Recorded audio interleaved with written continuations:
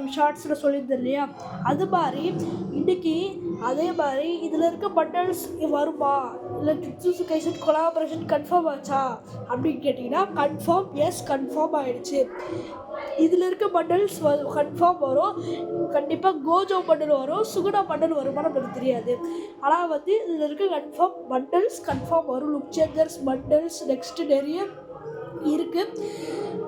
அப்புறம் வந்து வேறு என்ன இருக்குது, அப்புறம் வந்து நம்மளுக்கு வந்து அது ஒரு கேர்ள் பண்டில் வரும். ஃப்ரீ ரிவார்ட்ஸ் நமக்கு என்ன தருவாங்க அப்படின்னு பார்த்தீங்கன்னா, மெயினாக வந்து இந்த ஒரு கொலாபரேஷன் நம்ம பார்த்தோன்னா இதில் வந்து மெயினாக சொல்ல போகிறது இந்த கொலாபரேஷனில் வந்து நருட்டோவும் இந்த நருட்டோ சாப்டர் 1 அது மாதிரி நருட்டோ சாப்டர் 2 அந்த கொலாபரேஷன் மாதிரி தான் இதுவும் இருக்குன்னு நினைக்கிறேன். ஏன்னா இதுவும் வந்து ஒரு 4 எல்லா பண்டலும் எடுத்த உடனே லுக் சேஞ்சர்லாம் தருவானுங்க போல இருக்குது, ஃபிஸ்ட்டும் தருவானுங்க இருக்கும் போல இருக்குது. அதற்கு இப்போ சுகுணா ஒரு ஃபிஸ்ட்டு வச்சுருந்தால அந்த ஃபிஸ்ட்டு இப்போ தான் வரப்போகுது. இதில் இருக்க பண்டல்ஸ் கன்ஃபார்ம் வரும். ஓகேவா, இதில் இருக்க 4 பண்டல் கன்ஃபார்ம் ஆகிடுச்சு. ஏன்னா வந்து இதில் இருக்க கோஜோ சுகுணா இது ரெண்டு சுகுணா ஒரு பார்த்தோன்னா சுகுணா வந்து ஜுட்சு கைசன் சாப்டர் 2 வர்றதுக்கு வாய்ப்பு இருக்குன்னு சொல்கிறாங்க.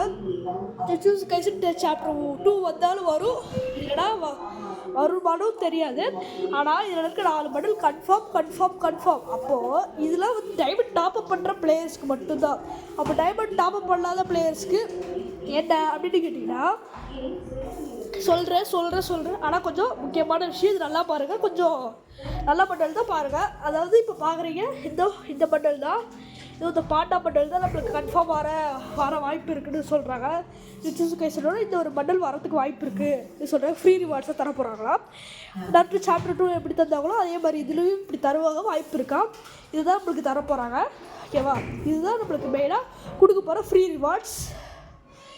அதுக்கப்புறம் இந்த ஒரு இப்போ ஜுட்சு கைசனோட இப்போ கையில் வச்சுருக்கல இந்த ஒரு ஃபிஸ்ட்டும் அந்த ப்ளூ ஃபிஸ்ட்டும் 2 ஃபிஸ்ட்டு வரதுக்கு வாய்ப்பு இருக்குது அப்படி சொல்கிறாங்க. நீங்கள் எல்லா பண்டலும் எடுத்துக்கிட்டு அந்த 2 ஃபிஸ்ட்டு வரதுக்கு வாய்ப்பு இருக்குது.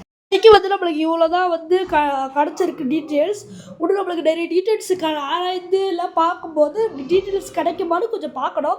ஏன்னா புதுசாக கோல்ட் ரயில் வருமா, புதுசாக இந்த வெப்பன் ரயிலில் வருமா அப்படின்னா பார்த்திங்கன்னா அதெல்லாம் வந்து நம்ம பார்க்கணும். இப்போதைக்கு இந்த டீட்டெயில்ஸ் மட்டும் தான் நம்மளுக்கு கிடச்சிருக்கு. இப்போ இது வரைக்கும் அடுத்த அட்வான்ஸ் ஒரு ஓப்பன் ஆச்சா மட்டும் கிடைக்கும். ஏன்னா வந்து இப்போதைக்கு இந்த டீட்டெயில்ஸ் மட்டும் தான் கிடச்சிருக்கு. எல்லா யூடியூபர் சொல்கிற டீட்டெயில்ஸ் இது தான். அடுத்த வாட்டி நான் சொல்கிற ஒரு மெயின் டீட்டெயில்ஸ் மட்டும்தான். அதனால் அடுத்த வாட்டி வரும்போது நான் கன்ஃபார்ம் சொல்கிறேன். இப்போ போய் இந்த டீட்டெயில்ஸ் மட்டும் ஓகே.